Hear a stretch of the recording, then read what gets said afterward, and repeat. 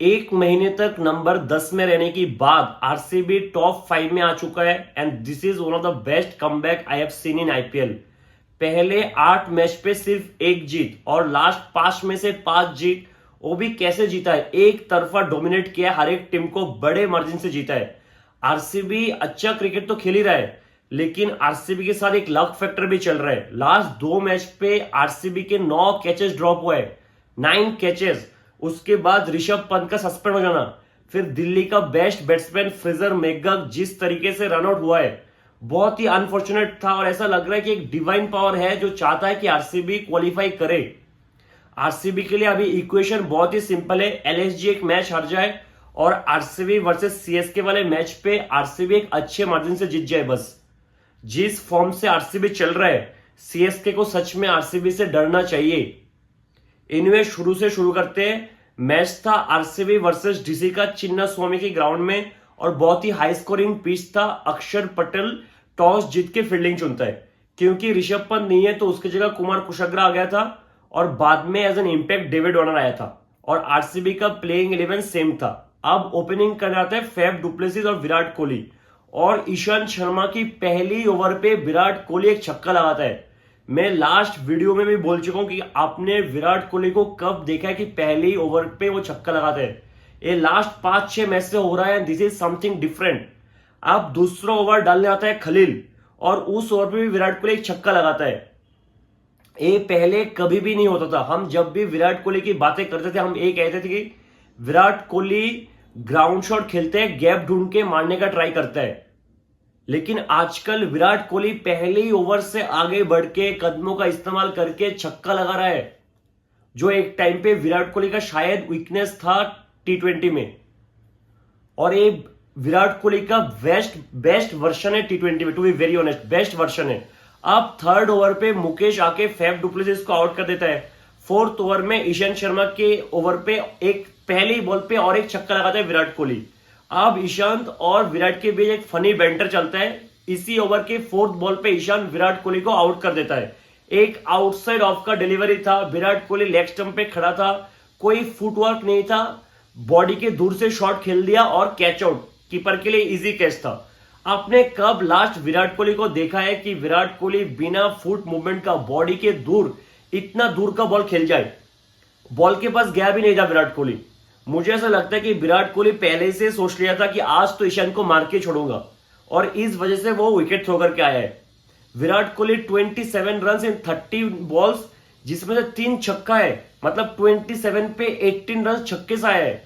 एक टाइम पे विराट कोहली 50 रन बना लेता था टी20 में बिना छक्का मार के, लेकिन आजकल 27 में 3 छक्का और एक मैच था जहां पे 40 रन पे 4 छक्का लगाया था। This is something different and this is the best version of Virat Kohli I have seen in T20 cricket. अब 4 ओवर के बाद आरसीबी का स्कोर होता है 37 फॉर 2।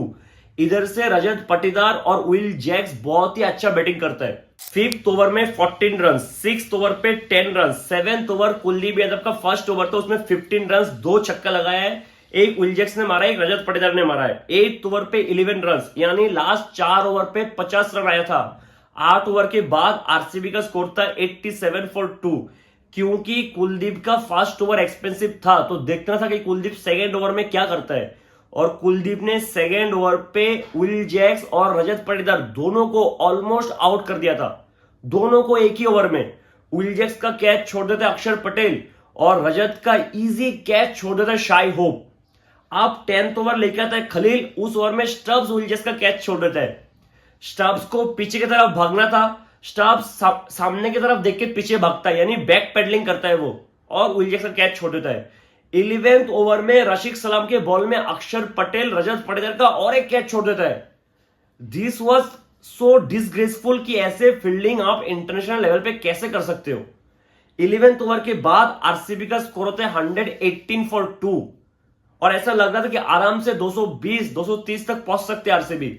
लेकिन इधर से गेम थोड़ा सा चेंज होता है और दिल्ली मैच अपनी तरफ खींचता है, लेकिन फिर भी अक्षर पटेल ने बहुत गंदी कैप्टनसी किया है और मैं एक्सप्लेन करता हूं कैसे। अब 12th ओवर डाल जाता है खलील, सिर्फ 3 रन। 13th ओवर में सिर्फ 10 रन और रजत पाटीदार का विकेट। रजत पाटीदार 32 बॉल्स पे 52। रजत पाटीदार का कंसिस्टेंसी ब्रिलियंट है, अनबिलीवेबल है। जैसा वो स्पिन को खेलते हैं, बड़ा बड़ा शॉट लगाते हैं, बहुत ही अच्छा लगता है देखने में भी। लेकिन रजत पाटीदार का जो एक कमी मेरे को दिखता है कि वो 50 करने के बाद वो टिकता नहीं है। शायद 4 या 5 हाफ सेंचुरी लगाए इस साल रजत पाटीदार ने, लेकिन एक भी स्कोर बड़ा नहीं हुआ है। 50 प्लस स्कोर क्रॉस किया ही रजत ने कभी, 50 पे ही रुक जाता है, जो एक अच्छा चीज नहीं है। उसको बड़ा इनिंग्स खेलना चाहिए जब उसको इतना अच्छा बैटिंग करना आता है। अब 14th ओवर में अक्षर सिर्फ 3 रन देता है। 15th ओवर पे कुलदीप सिर्फ 4 रन और विल जैक्स को आउट कर देता है। 16th ओवर ईशांत शर्मा सिर्फ 9 रन, यानी लास्ट 5 ओवर में सिर्फ 26 रन आया है और 2 विकेट। लास्ट 5 ओवर में सिर्फ 26 रन और 2 विकेट। बट मुझे लगता है कि अक्षर से मिस कैलकुलेशन हुआ है, अक्षर से मिस कैलकुलेशन हुआ है। इसलिए बोल रहा हूं कि रशीद सलाम से सिर्फ 3 ओवर करवाया, जहां रशीद सलाम इतना अच्छा बॉलिंग डल रहा था। मुकेश कुमार जो दिल्ली का बेस्ट बॉलर है डेथ पे, उसको बस 3 ओवर दिया। अक्षर पटेल जिसको कोई भी बैट्समैन अटैक नहीं कर रहा था, वो भी बस 3 ओवर किया है। कुलदीप जो कल एक्सपेंसिव था, उसको 17th ओवर दिया गया और उस ओवर पे 22 रन आता है। कुलदीप यादव 4 ओवर पे 52 रन देता है। अब 18 रन आता है खलील, जिसमें सिर्फ 5 रन आता है और 2 विकेट, लोमडोर का विकेट और दिनेश कार्तिक का विकेट। 19th ओवर पे रशीद सलाम सिर्फ 5 रन देता है और 1 विकेट। और 20th ओवर पे मुकेश कुमार सिर्फ 8 रन देता है। 20 ओवर के बाद आरसीबी का स्कोर होता है 187 फॉर 9। एक टाइम पे आरसीबी 11 ओवर के बाद 118 फॉर 2 था। उधर से लास्ट 9 ओवर पे सिर्फ 69 रन बनाए और 7 विकेट खोया है। मतलब आरसीबी ने तो पूरा का पूरा ट्राई किया था चोक करने के लिए, लेकिन अक्षर पटेल से भी कैप्टनसी अच्छा नहीं हुआ है।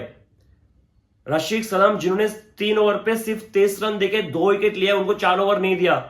मुकेश कुमार जिन्होंने 3 ओवर पे 23 रन देके 1 विकेट लिया, उनको 4 ओवर नहीं दिया।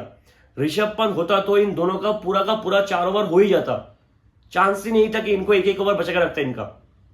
अब 187 चेस करने आते हैं डेविड वार्नर और फ्रेजर मैकगथ, और पहली ओवर पे स्वप्निल सिंह के बॉल पे डेविड वार्नर छक्का मारते हुए आउट हो जाता है।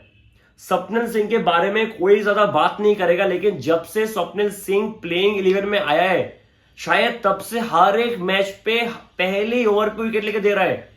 बहुत ही अंडररेटेड काम कर रहे हैं स्वप्निल सिंह और बहुत ही इंपॉर्टेंट काम कर रहे हैं। हर एक मैच पे पहली ओवर पे विकेट लेके देना इज वेरी डिफिकल्ट टास्क। अब सिराज के पहले ओवर पे फ्रेजर मैकगथ 15 रन मारता है।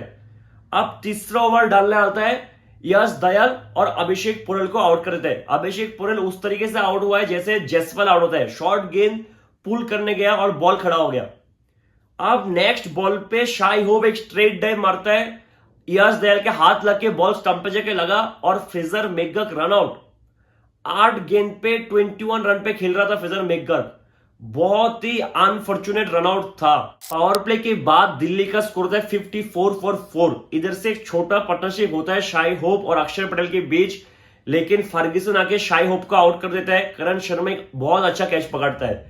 10 ओवर के बाद दिल्ली का स्कोर था 87 फॉर 5 और क्रीज पे थे अक्षर पटेल और स्टब्स, और दोनों शायद एंड तक खेल जाते तो दिल्ली जीत जाते, लेकिन पता नहीं स्टब्स को क्या हो गया।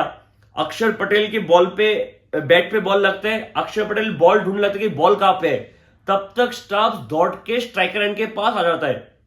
फिर कैमरन ग्रीन का एक बेहतरीन डायरेक्ट हिट और स्टब्स रन आउट। इधर से अकेले अक्षर पटेल कुछ भी नहीं कर सकता था। 15th ओवर में कैमरन ग्रीन आके रशीद सलाम को आउट कर देता है। 16th ओवर पे यश दयाल आके अक्षर को आउट करते हैं। अक्षर अकेले क्या ही कर लेता, लेकिन तब तक उसने अच्छा बैटिंग किया है। 39 बॉल्स पे 57, कोई एक भी बैट्समैन अक्षर पटेल की तरफ साथ टिक जाता, एक अच्छा बैट्समैन, तो शायद दिल्ली ये मैच जीत जाता। आरसीबी ये मैच 47 रन से जीत जाता है, और दिल्ली सिर्फ मैच हारा नहीं है, दिल्ली आरसीबी के रन रेट को बहुत ऊपर करके गया है, जिसके वजह से अब सीएसके को प्रॉब्लम हो सकता है। क्योंकि अगर आरसीबी इतने बड़े मार्जिन से नहीं जीता होता तो शायद सीएसके 14 पॉइंट्स के साथ भी क्वालिफाई कर लेता। लेकिन अब क्योंकि आरसीबी के रन रेट बहुत ऊपर आ गया है, तो अगर आरसीबी एक कम मार्जिन से भी सीएसके को हरा दे तो आरसीबी क्वालिफाई कर सकता है।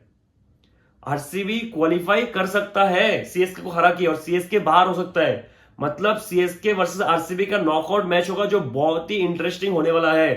मैं तो चाहता हूं कि उस मैच के दिन बारिश हो जाए और सीएसके क्वालिफाई कर जाए। बस मैं भी यही चाहता हूं कि बारिश हो जाए, सीएसके क्वालिफाई कर जाए, क्योंकि मुझे तो डर लग रहा है कि सीएसके आरसीबी को हरा पाएगा कि नहीं। मिलते हैं अगली वीडियो में, तब तक के लिए जय हिंद।